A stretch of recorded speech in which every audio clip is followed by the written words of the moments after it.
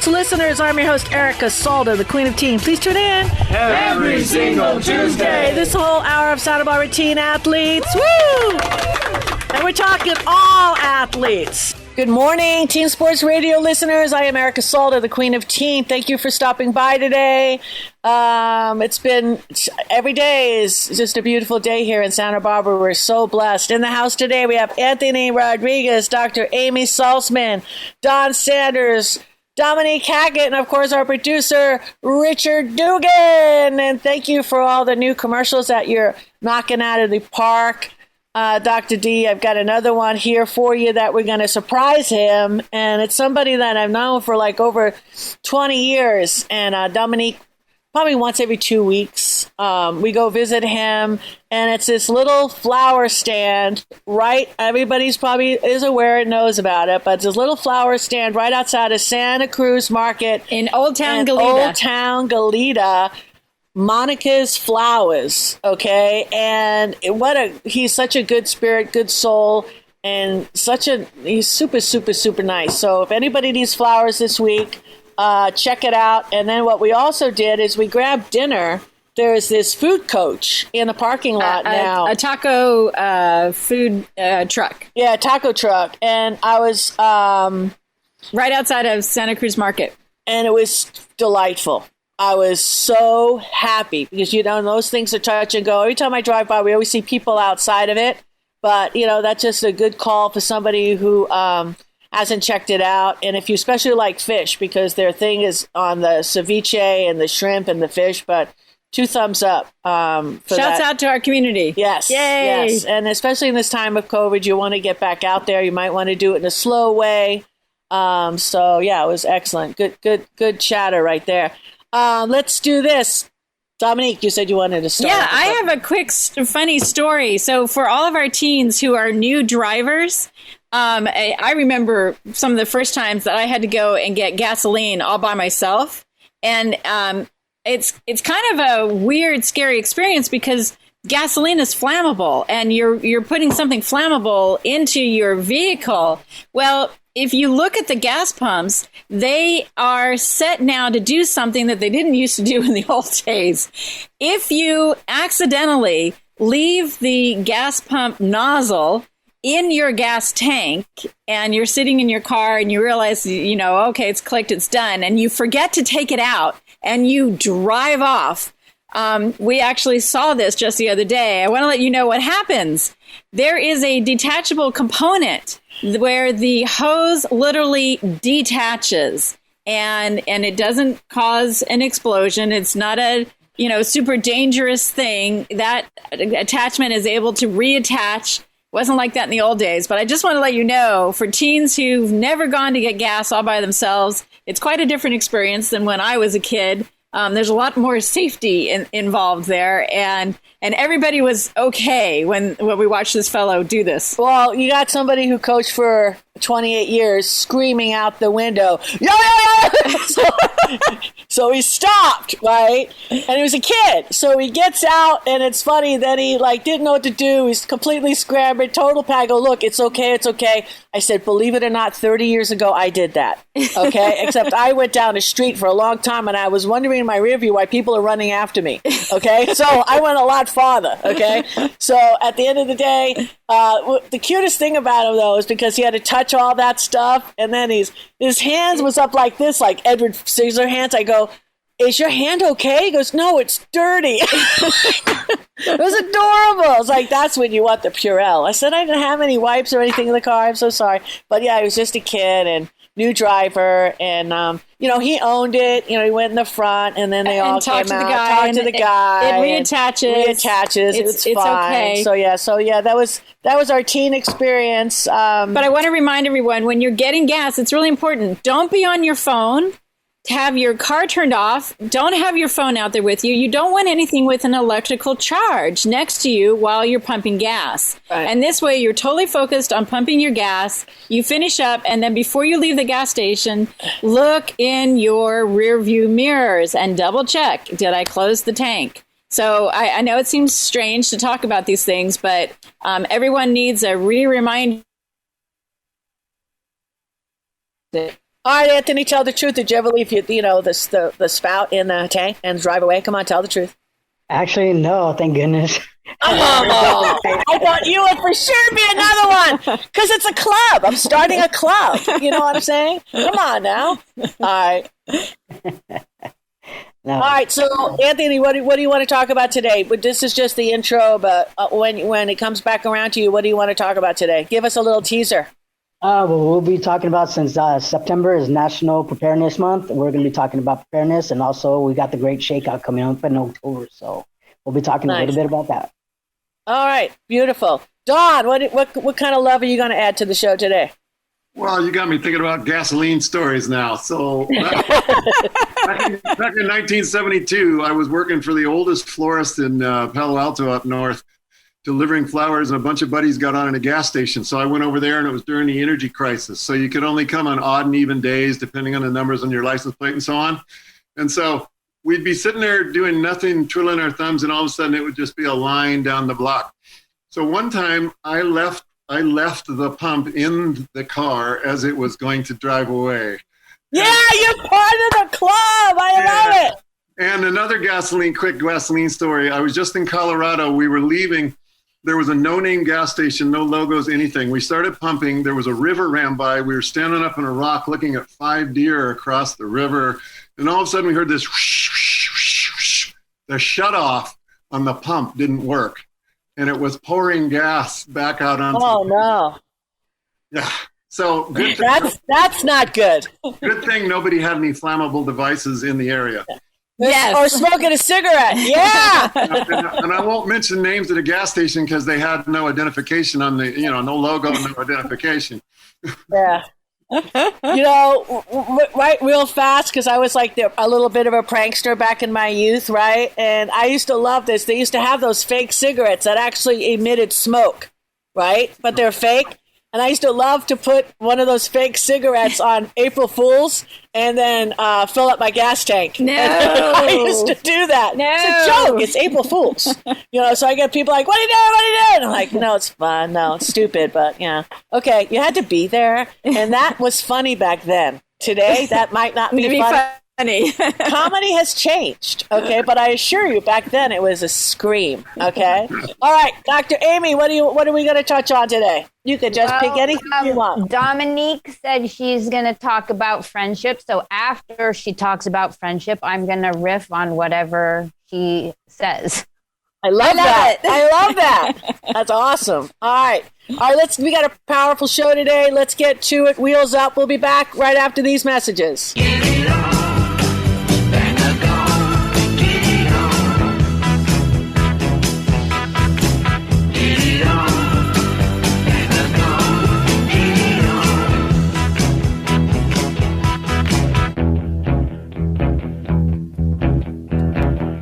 We are back, and this is Santa Barbara Teen Sports Radio Show. I am your host, Erica Salda, the Queen of Teen. Please tune in every single Tuesday, 9 a.m. Hey everybody, this is Anthony Rodriguez, and I am the Operations and Disaster Services Specialist for the Food Bank of Santa Barbara County.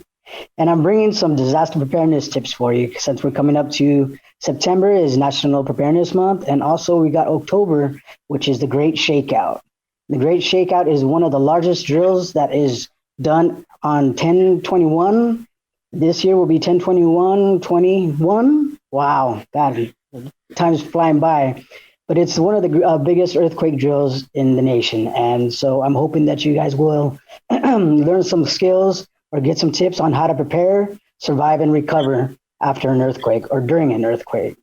So one of the things that we wanted to always talk about, and it's usually step number one, you want to go ahead and take a look around your house and do a hazard hunt and take a look and think about what can fall on you, what can hurt you, what will move. Because, as you know, when the earthquake starts shaking, almost anything can move, even large items or heavy items. So imagine your home or workplace being picked up and shaken sideways.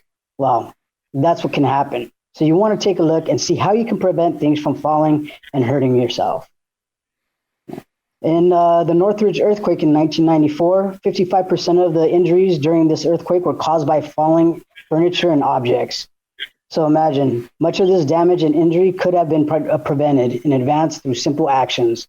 And those simple actions are pretty basic. Start by moving furniture such as bookcases away from beds, sofas, or maybe other places where people like to hang out, sleep, or spend a lot of time.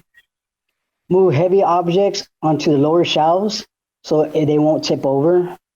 Other things you can do is securing items like televisions, computers, bookcases, and strapping water heaters. Now, water heaters are going to be a big deal when there's no water coming through those pipes.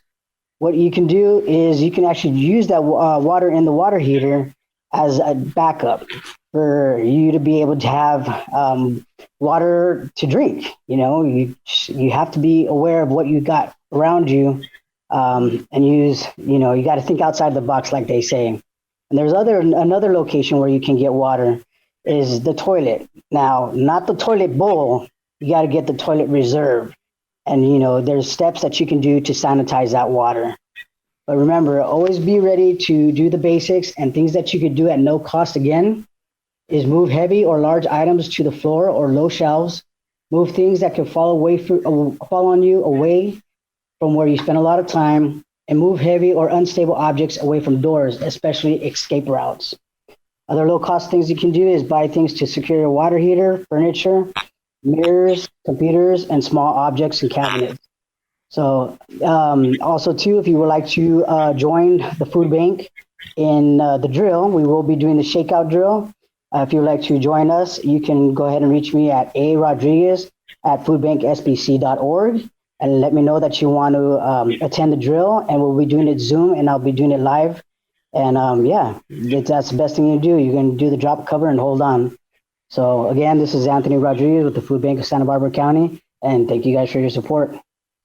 That is so awesome, Anthony. I was thinking when our teens visit their grandparents and so forth, it'd be really good for them to look around their grandparents' house and notice where there is something that is not safe, because quite frequently grandparents are accumulating, glassware and just beautiful things that they've accumulated over their lifetime. And if the teens can keep that in their mind to look out for their grandparents' earthquake safety and suggest to, rearrange the shelves or maybe move a bookcase or something, that would be of really great benefit to their grandparents to do that. Yeah. And you can also get that putty at many different locations, and just put the putty under, things that can tip over, like glass items, cups, cupboards. There's a lot of things that you can purchase with at very low cost to be able to eliminate those hazards. And that's what you want to do before the actual earthquake happens or a fire. I mean, there's so many things that can happen, especially with the earthquakes. It's not just an earthquake. It ends up as a fire, something explodes. There's a lot of infrastructure that's damaged. We lose water, we lose electricity. So those are a lot of things that fall into play after an earthquake. And we have our aftershocks. So we have to we have to be ready to prepare and respond and recover. And it's amazing that putty on the bottom of, a vase or something that's sitting on your bookshelf. It is really a great benefit to put that on there and make sure that that's not going to move. It's really helpful and easy to do, easy for teens to do. And strapped. I was shocked. We did this. You've done this before, Anthony, and a year ago, I went through the whole house. Nothing was strapped. So I thank you for that, because my water heater wasn't strapped, and all these things need to be strapped. Furnace, all that kind of stuff wasn't secure.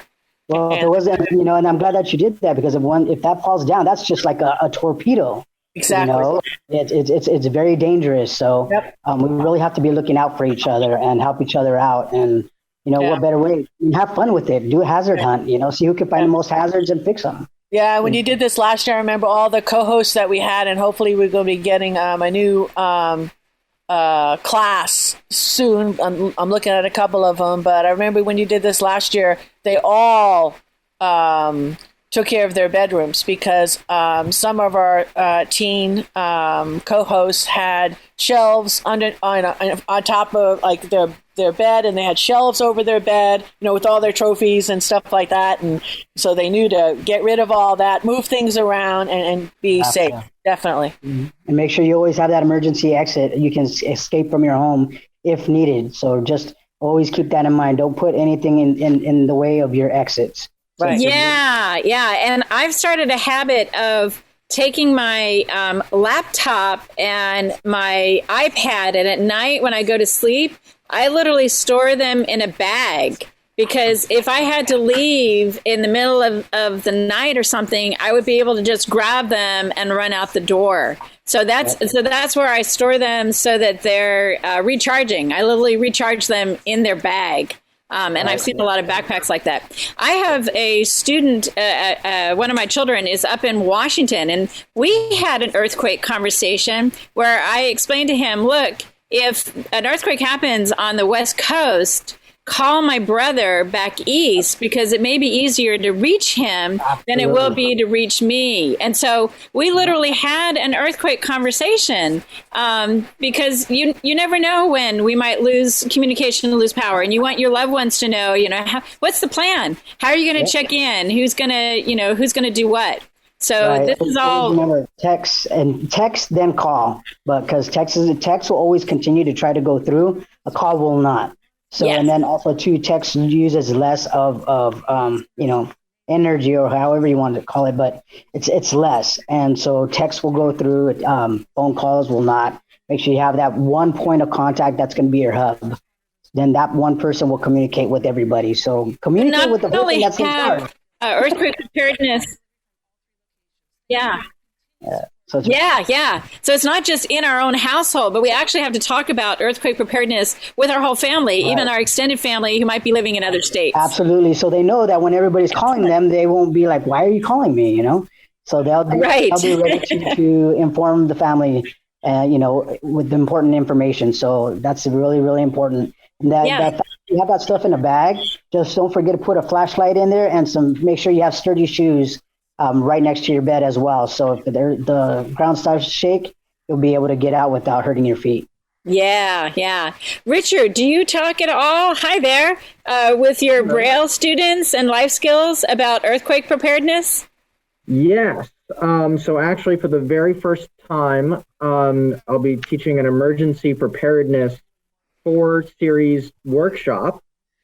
Actually, Anthony, I'm hoping I can maybe talk with you at some point. Maybe you can come and speak at something like that. Yes. Oh, I love that collaboration, Braille and Food Bank. I love it. Yeah. So we do a lot of that. I have to say I'm a little hesitant about teaching it because being from the East Coast, I have zero experience with earthquakes and have never even gone through one myself. So it's a whole new way of thinking that I'm very not aware of. So it's great to continue to learn as I'm teaching and so on and so forth. Yeah, so Richard, absolutely. We can I can actually help you out with that. That's not a problem. So that's what we're also here to do, not just me help the food bank, but I'm at, our agency, other agencies' disposal if you want to learn how to be prepared. So I can go to your facility wherever you would like. We could do it through Zoom. I'm happy to teach any of the classes that you need. Oh, excellent. Thank you. That's great. Thank you. Yeah, no, absolutely. That's what I'm here for, and that's what the food bank hired me for. Wow.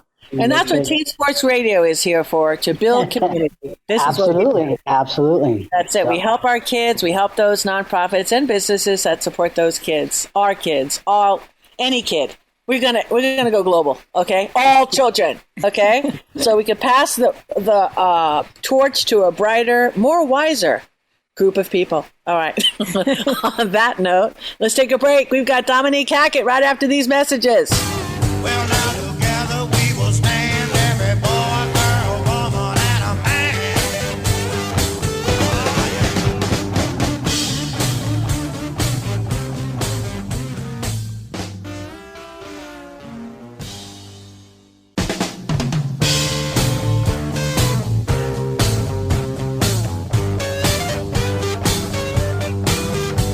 Together we'll stand, divided we'll fall.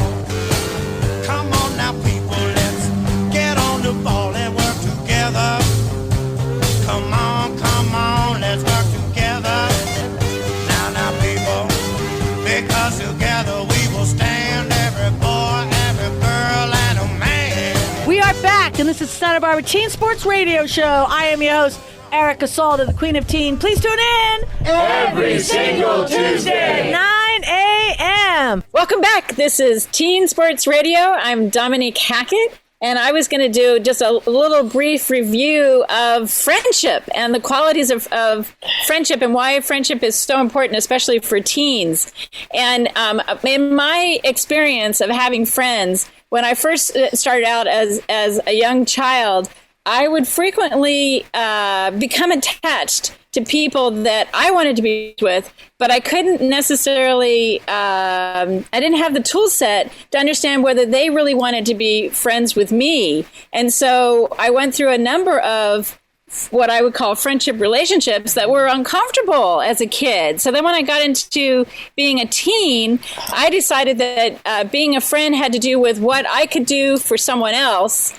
And so I had a lot of people that loved to be around me. But now in my older life, I'm realizing that the quality of friendship is actually something very special and very unique.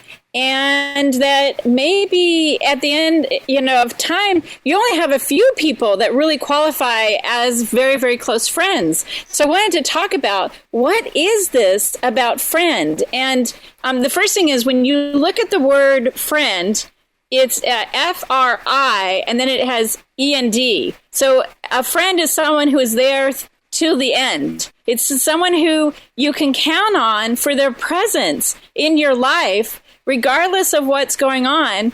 They may be a happy person or they may be a sad person, but there's a quality to their authentic relating to you that is there for a long time. So there's a quality. Sometimes you hear fair weather friend, and then other times you hear about someone who's a really good, solid teammate. And those are the people that you want to collect in your life. And I remember being told when I was a teenager that I could probably count my friends on one hand, meaning if you have 5 friends, you are extraordinarily wealthy in the friend department. And I didn't understand that because in high school, I was on the election committee. I was part of drill team. I was on the track team. I knew so many of the students in school, and I had what I thought was a huge group of friends. But as life events carried on, I realized the quality that I look for now in people that I call my friends is that quality of authenticity where I can explain what's going on in my life and the person beside me is not trying to fix me.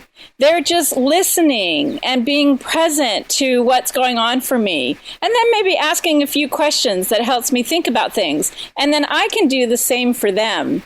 And so instead of making friends the number of likes you have on Facebook, I just want to encourage teens to relook at the people in your life that you're interacting with and reevaluate, are they more of an associate or are they really a friend? And so I thought maybe the other co-hosts could help add what are those qualities of friendship that really speak out to you and help you build a life that is really healthy because you're interacting with people that are truly friends.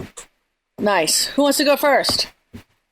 I'll go. All right. So for me, friends have a balance of compassion for understanding how difficult it can be to be a human being, much less a teenage human being, and also a willingness to be honest with you if they, in a constructive way, but if they find something difficult, and then also a willingness to be honest with themselves and to take a look at themselves and their piece in any difficult interaction.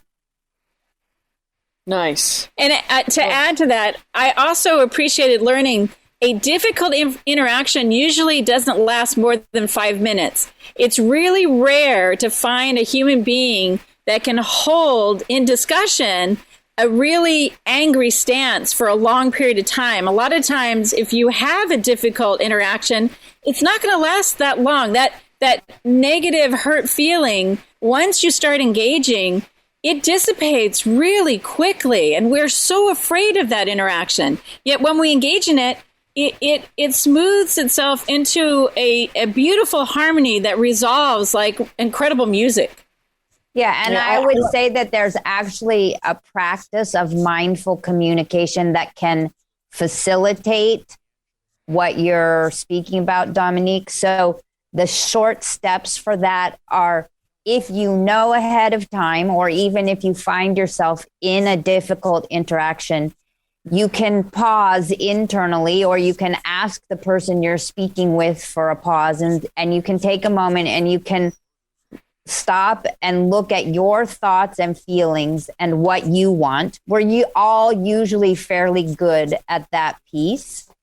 But then the next piece is where we don't always do so well, which is to completely step out of our shoes, step into the other person's perspective, and look at their thoughts and feelings and what they want. And then we can consider solutions. But it's really helpful to either, if you're doing it on your own ahead of time, to really let go of your agenda and step into their perspective. And if you're in dialogue, you can just say, look, I want to share with you how it is for me. And then I really, really want to hear how it is for you. And I'd like to do that as constructively and respectfully as possible. It's true. That's beautiful. That's really well said, Dr. Amy, because it is a ball and you got to bounce the ball back and forth. It's like passing the talking stick. It is. Really important. Right.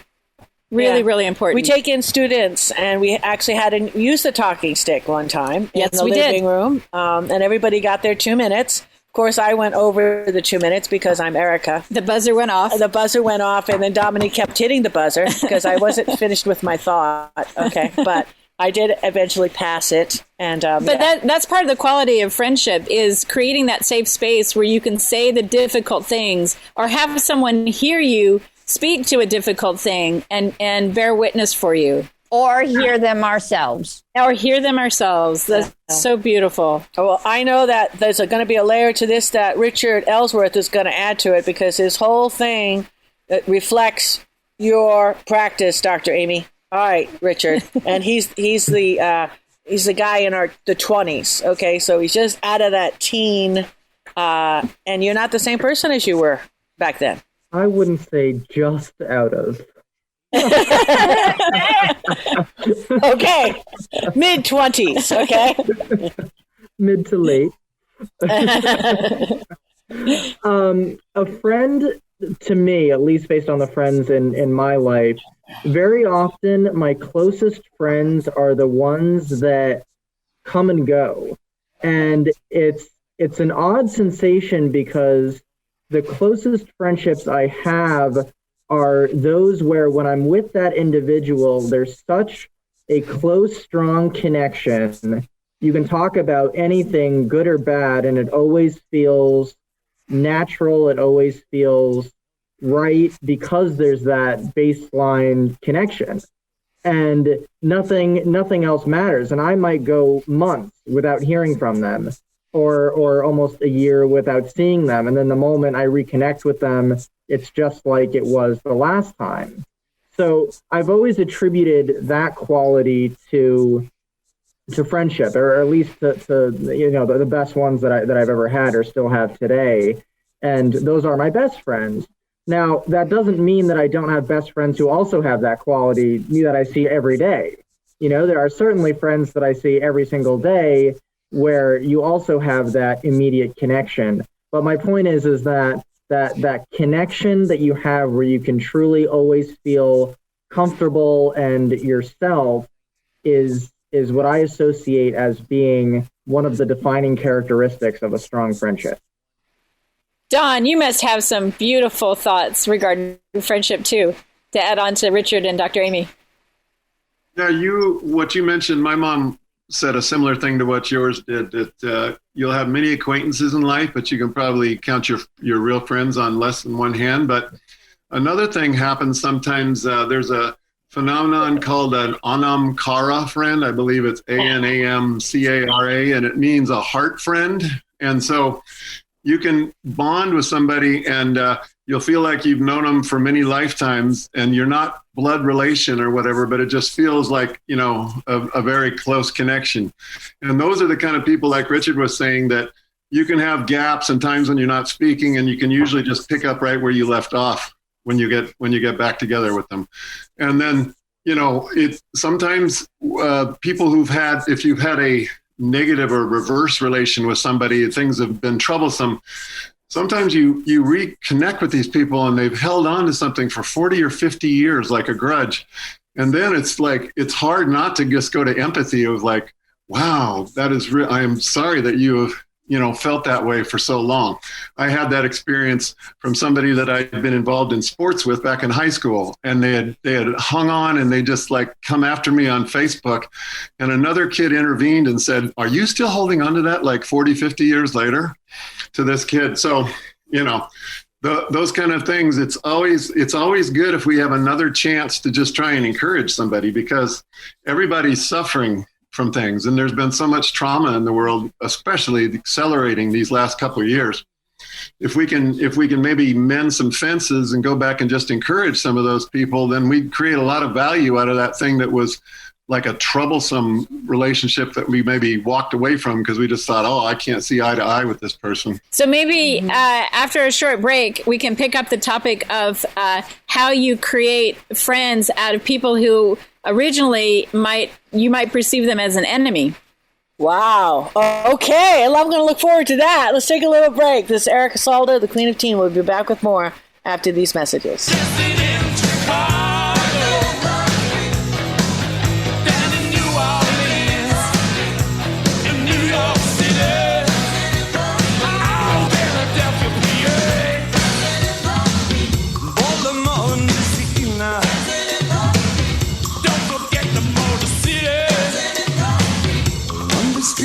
Brazil. Back in the USSR. Way down in LA. Every day, dancing in the street. Crossing China too. Me and you, dancing in the street.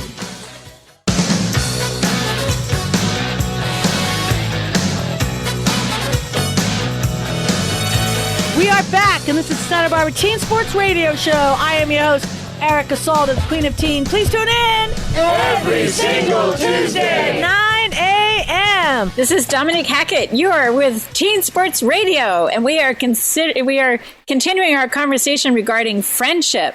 And one of the things that I wanted to look at is how someone who originally, when you're interacting with them, you may perceive them as an enemy. In other words, someone who has a different agenda than yours, and maybe even an agenda that you perceive is intended to hurt you in some way or form.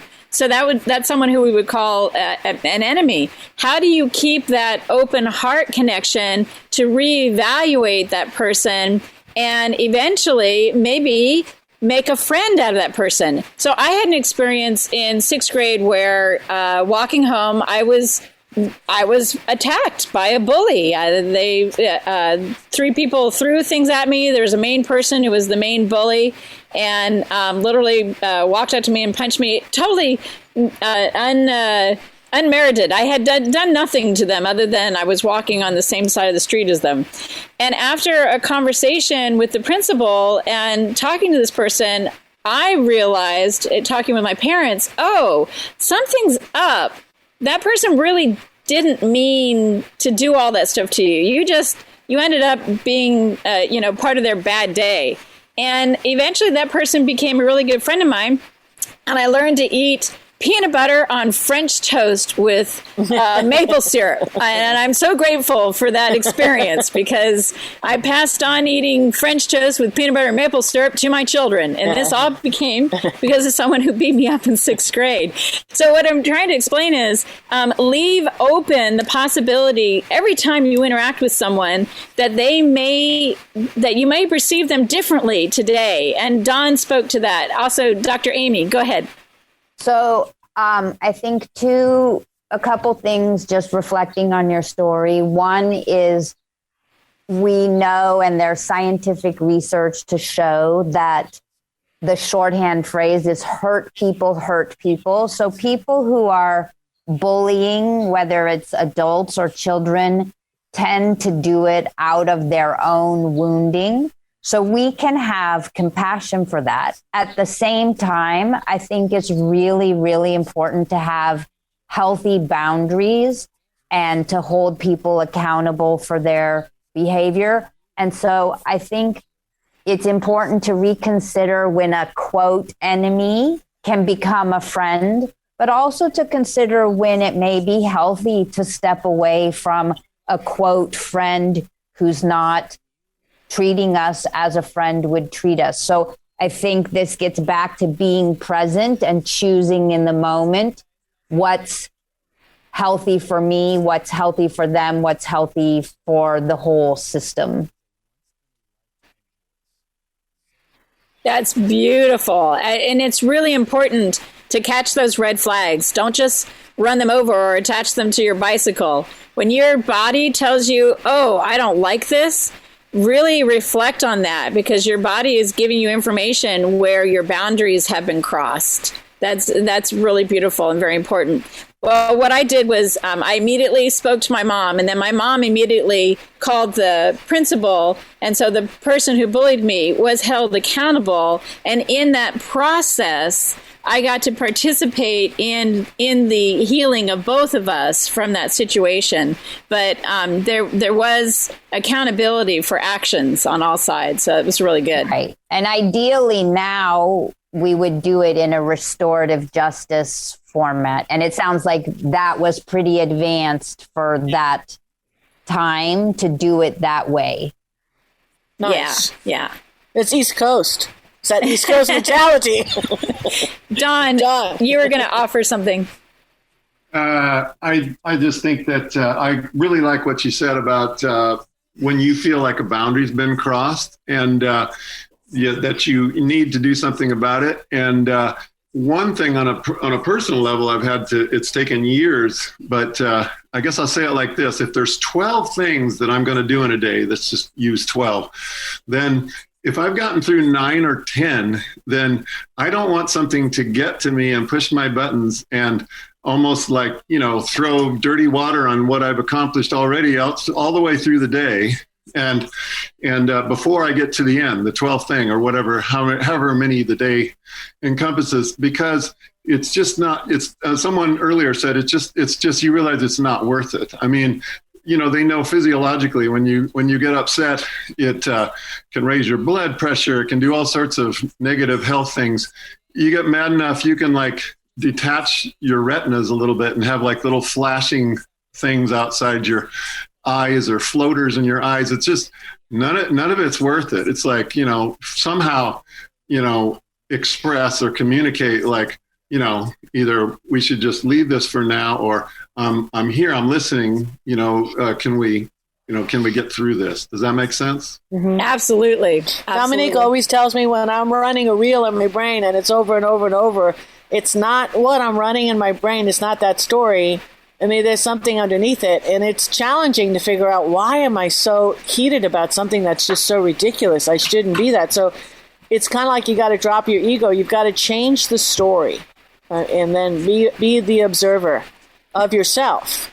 And then, like, in using the words enemy and, big words like, not kind words like that. So I choose not to use those kind of words towards anybody, because I really honestly, to me, an enemy is if you're setting out to harm me physically, that would then, of course, you're not my friend. All right, there you go. But most people are just dealing with their own stuff.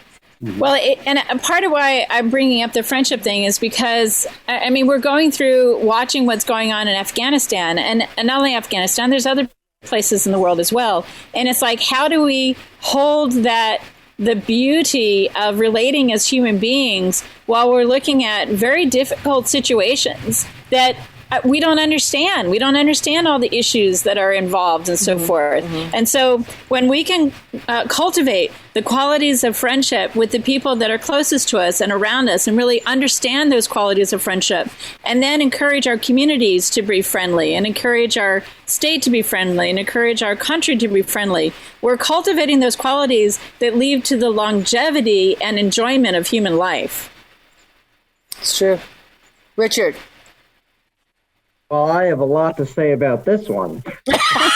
Okay, looking forward to it. So I have a view where I put everything on myself to some extent, where my interactions with other people, I always look at what have I done? What thoughts have I had that could lead a person to behave that way towards me?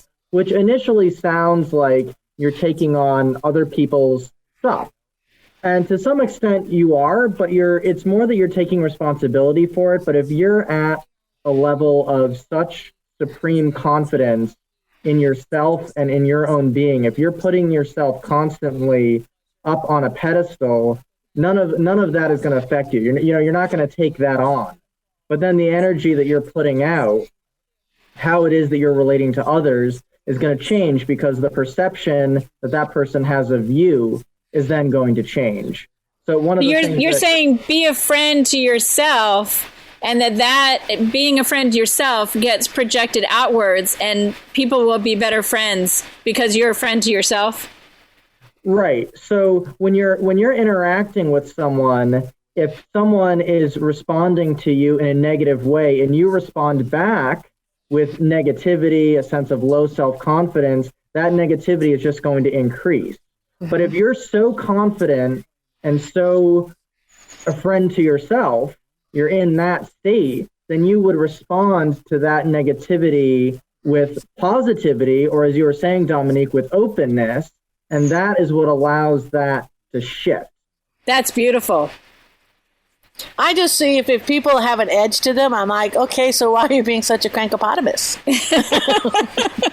There's times where that's appropriate. I know. Sometimes you got to be careful. But I mean, it speaks to when Einstein said and it's not a perfect quote, but the level of consciousness that created a problem, you're going to have to solve it with another state of consciousness or thinking in a different way than how that problem occurred. You've got to break through that and think in a different way to find a solution. And so what we're talking about in regards to friendship is creating that state inside of oneself where you understand that authenticity of truly being a friend and creating that safe space so that the other person can be heard, you can be heard, and we can push towards solution rather than labeling someone an enemy or whatever, labeling the situation. It's really nice to stay in that open space. Yeah, I agree. Good chatter! Good chatter for a Tuesday. Let's take a little break. Erica Salda, the Queen of Teen, will be back with more after these messages.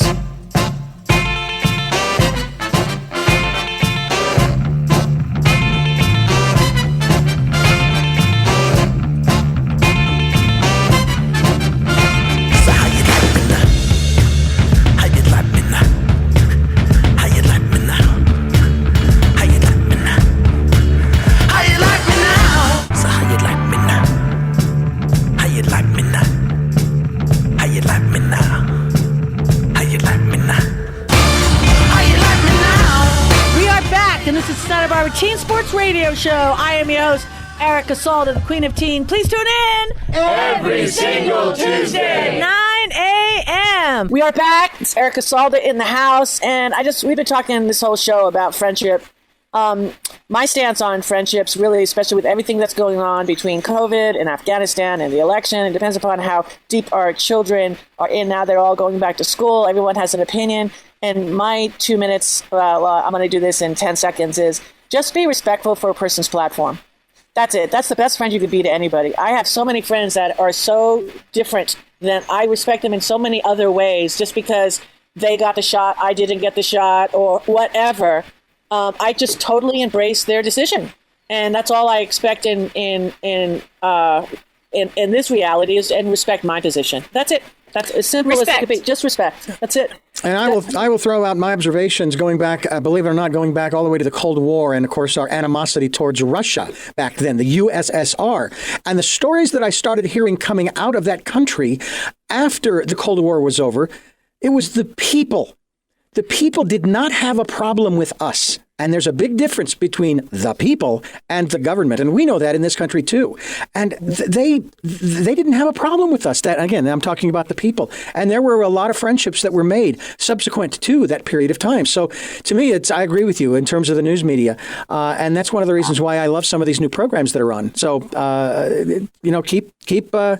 keep friends with people. Okay, keep that attitude. It's all about we the people in every country. We That's the it. people. That's it. Just stand by. Look in a mirror before you look at somebody else. All right. Be respectful and kind. Hey, let's make somebody happy today. It's Erica Sala. Thank you all. See you next week. You're the best around. You're the best around. Nothing's going